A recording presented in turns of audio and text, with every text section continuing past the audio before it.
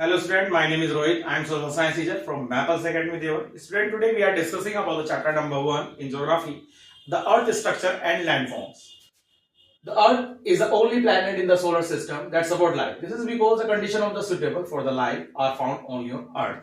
And however, the conditions are not the same everywhere on the earth. It is the but some places while other are the it is some places are the hot and while other are the cold. And the landforms, soil and other conditions also differ from place to place. The different organisms live and thrive in the different places. This is because each organism is made in such a way that they can be survive under the different conditions, and in which the organisms lives make up its environment, and the components of an organism environment that are the provided by the nature and form it is a natural environments. And our natural environment has two types of components: physical components and biological component. Now physical components such as the temperature, light, water, soil, landform, etc. make up our physical environment, and the plant and the biological components are the plants and animals that around make up our biological environment. And sphere of the life, the land and the water bodies of the earth, and layer of the surroundings or layer of the air surroundings of the earth form the part of the natural environment. And you know that the earth can be divided into the three zones or spheres. The first one is the lithospheres, the sphere of the rocks, and the second one. Now we are discussing about the structure of the earth. The layer of the earth. The interior of the earth is composed of the solid and semi-solid component with a very high density. These materials are arranged in a layer like the scale of an onion. As in the outer layer or in the surface, as the earth, rocks are the main and solid substances that are in the broken state. And unlike the rocks are the present in the molten state deep under the surface. However, the density of this molten and the material varies from the upper layer to the deepest layer due to the high temperature and the pressures.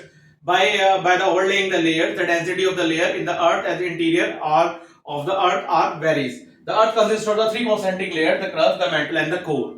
Now, what is the crust? The crust, the outermost layer of the earth, which is the earth is like a skin, is called the crust, and it is the uppermost layer of the earth. The crust is the thinnest amongst all the layers. Its thickness is varies from the landforms to the oceanic floor, and the average of the thickness of the oceanic crust is up to 5 km, but the continental crust is about 31 km. Maximum thickness of the crust is about 70 kilometers, and rocks that the crust are the form on the continents are the less dense, and the rocks are found in the oceans basins are the less dense. And the main minerals of the constituents of these continents are crust are silica, that means Cr.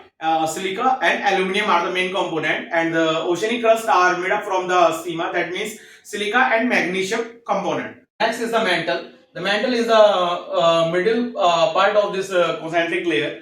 The layer beneath the earth crust is called the mantle, and the thickness of the mantle is about the 2900 kilometers. The mantle is made up of the heavier material. It mainly comprises of the iron and magnesium. The average density of the mantle is between the 3.5 and 5.5 gram per cc. The mantle can be divided into two parts: the upper mantle and the lower mantle. This is the upper mantle and this is the lower mantle. The upper mantle is made up of the solid compact rocks and with a temperature about 2270 degree Celsius, and the lower mantle is made up of the semi-molten material with a temperature of reaching the 3700 degrees Celsius. And the next one is the core. The core is the innermost layer of the earth, and this is the deepest part. The earth is nearly 6300 deep towards its center, and the core is the deepest and the most inaccessible zone of the earth. It extends from a lower boundary of the mantle and the 2900 kilometer center of the earth. And the core is mainly made up of the nickel and ferrous, and the temperature is estimated to be is as high as 5000 degrees Celsius. Their core is for the three main types: igneous rocks, sedimentary rocks, and metamorphic rocks. Now, igneous rocks. Igneous rocks are formed by cooling and solidification of the magma beneath of or above the Earth's surface. They are the normally crystalline in structures. Most of the igneous rocks are extremely hard and resilient. And igneous rocks are the primary rocks, followed by the cooling of the lava or the magma. These are the volcanic. These are of the volcanic origin, and these rocks are the very hard and compact.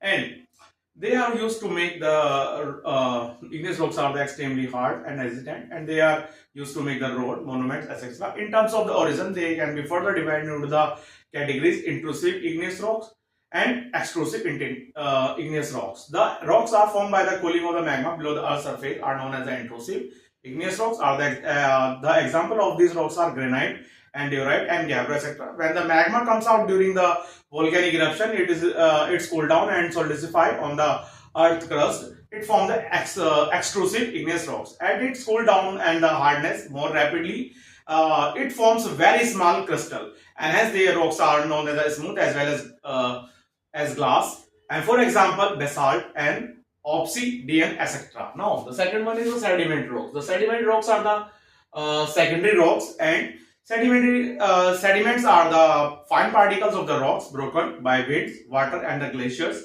and are carried out to bottom or of an oceans or the other low-lying area. The sediment rocks are maybe a coarse or the fine grained, soft, and the hard, and formed by the layer or straight, and they are non-crystalline and often contain fossils of the animals and the plants. These rocks are the softer than igneous rocks, and sedimentary rocks are many types based on their origin of the composite. Sandstone, limestone, and chalk are the some example of the sedimentary rocks. Sedimentary rocks are formed by the mechanically, chemically, and originally and organic